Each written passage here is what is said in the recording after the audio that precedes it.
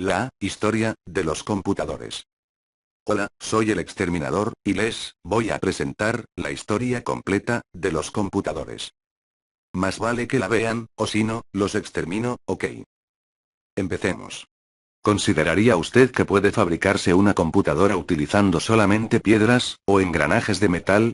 Ciertamente, un aparato que hoy en día requiere docenas de materiales, como plásticos, acero, oro, silicio, y aun de algunos elementos tan improbables como el germanio o el niobio, no da la impresión de poder ser imitado, ni siquiera simulado, con piedras o engranajes como únicas partes constituyentes. Sin embargo, los orígenes de la computadora son tan modestos como eso. Si concedemos que uno de los propósitos básicos de la computadora es efectuar cálculos, tal vez el ábaco no nos resulte un pariente tan lejano después de todo, y estamos hablando de una invención que apareció en Babilonia 1000 años antes de Cristo. Al principio los ábacos estaban hechos de una base de arcilla sobre la que se disponían y movían las cuentas de piedra. Mucho tiempo después, en el siglo I antes de nuestra era, los griegos crearon una compleja máquina para el cálculo astronómico. El artefacto, que ahora se exhibe en el Museo Nacional de Atenas, bien puede ser aquel que refería Cicerón como recientemente construido por nuestro amigo Poseidonius, el cual con cada revolución reproduce los mismos movimientos del Sol, la Luna y los 5 planetas. Con el tiempo y el perfeccionamiento de otras maquinarias similares, los relojes entre ellas, algunos visionarios reinventaron el concepto de utilizar engranajes para efectuar cálculos aritméticos. Uno de ellos fue Leonardo da Vinci, alrededor del 1500, y poco más de un siglo más tarde el astrónomo Wilhelm Schicard y el matemático Blaise Pascal crearon sendas máquinas de calcular, de las cuales la de Pascal terminó siendo la más famosa, al punto de que muchos lo reconocen como el verdadero padre de la computación. La máquina de Pascal apenas si podía sumar, pero utilizando la técnica del complemento y las adiciones progresivas también restaba, multiplicaba y dividía. 30 años después, el barón Gottfried von Leibniz construyó su propio artefacto aritmético y consiguió extraer raíces cuadradas con técnicas similares. Sin que realmente parezca tener mucho que ver con la computación, recordemos que en 1714 un ingeniero inglés de nombre Henry Miller patentó la primera máquina de escribir, aunque estaba tan adelantado a su tiempo que nunca llegó a fabricar una, pero sucede que para que la computadora moderna cobrase forma, hicieron falta muchos descubrimientos como este, indirectamente relacionados con la finalidad de operar con números. También es el caso de Joseph Marie Jacquard, inventor de la tarjeta perforada, que hizo posible el ingreso y registro de datos en las primeras máquinas electrónicas, aunque al principio solo se la usara en hilanderías para comandar los diseños de telas y alfombras. Llegamos así a 1822, cuando Charles Babbage se propuso construir una máquina, para aliviar el trabajo de los matemáticos que calculaban laboriosamente las tablas de logaritmos y funciones trigonométricas, a quienes en esa época se conocía como computadores. La máquina diferencial de Babbage nunca fue terminada, ya que su inventor trazó antes un proyecto más ambicioso, el motor analítico, que utilizaría tarjetas de Jacquard para almacenar sus programas, de modo que vemos aquí varios de los componentes esenciales de una computadora moderna. No obstante, dos ingenieros suecos, Georg y Edward Schultz, construyeron una pequeña máquina diferencial en 1834, y en 1876, apenas 5 años después de la muerte de Babbage, George Barnard Grant presentó otra versión, hecha de 15.000 partes móviles, en la Feria de Filadelfia. Asimismo, podría parecer una intromisión indebida mencionar aquí un invento aparentemente tan apartado de la ciencia cibernética como lo es la modesta lámpara eléctrica, pero sucede que Thomas Alva Edison descubrió también que si introducía una pequeña placa de metal dentro de sus bombillas podía detectar el flujo de electrones que emitía el filamento. Este efecto Edison fue desarrollado por John A. Fleming para crear el primer diodo en 1900, y luego por Lee de Forest para inventar el tríodo, origen de los tubos electrónicos que poblaban el interior de las primeras radios y televisores. En 1890 los Estados Unidos se enfrentaban al problema de censar 62 millones de habitantes. El inventor Herman Hollerith concibió la idea de resucitar las tarjetas de Jacquard y creó todo un sistema electromecánico para registrar, almacenar y recuperar la información estadística requerida a cada ciudadano. Aparte de su importancia como antecedente de la computadora, esta máquina hizo a Hollerith muy famoso y atrajo muchos negocios a su compañía, la International Business Machines, o IBM. Con casi todos los elementos a la mano, aparecen en escena John Vincent Atanasoff y Clifford Berry.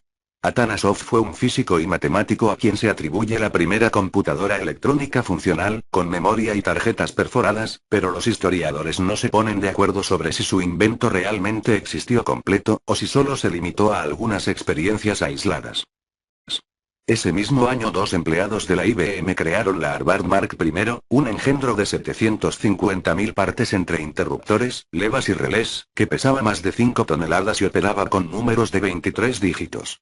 La Mark I tardaba 4 segundos para multiplicar dos números, y 10 para dividirlos, en medio de una cacofonía insoportable. Por obvias razones, la Segunda Guerra Mundial despertó gran interés por estas fabulosas calculadoras. En la Alemania nazi Konrad Zuse desarrolló una computadora con relés, aunque su idea original había sido utilizar tubos electrónicos, y luego le siguieron modelos más perfeccionados que los aliados se encargaron de bombardear con militar prolijidad. En Inglaterra, un equipo conducido por Alan Turing se devanaba los sesos tratando de decodificar las claves alemanas, entre ellas el famoso código Enigma, para lo cual construyeron en tiempo récord una computadora con 1800 tubos de vacío. En el mismo año de 1943, John William Maudsley y J. Presperekert crearon ENIAC, Electronic Numerical Integrator Computer, considerada la primera computadora programable moderna. ENIAC realmente era un monstruo tecnológico. Pesaba 30 toneladas, usaba 18.000 tubos y consumía 150 kilowatts de electricidad. ENIAC pronto fue superada por el BAC, Electronic Discrete Variable Automatic Computer, cuya particularidad consistía en poseer una memoria de lectura-escritura en la que se almacenaban tanto los datos como el programa. Por primera vez una máquina podía controlarse con total versatilidad, y ya no era necesario que recorriese el programa de principio a fin, permitiendo en cambio introducir caminos condicionales, lazos y recursiones. En 1945, el matemático John von Neumann vio el potencial que ENIAC y el BAC tenían para ayudar en los complejos cálculos que conducirían a la creación de la bomba atómica.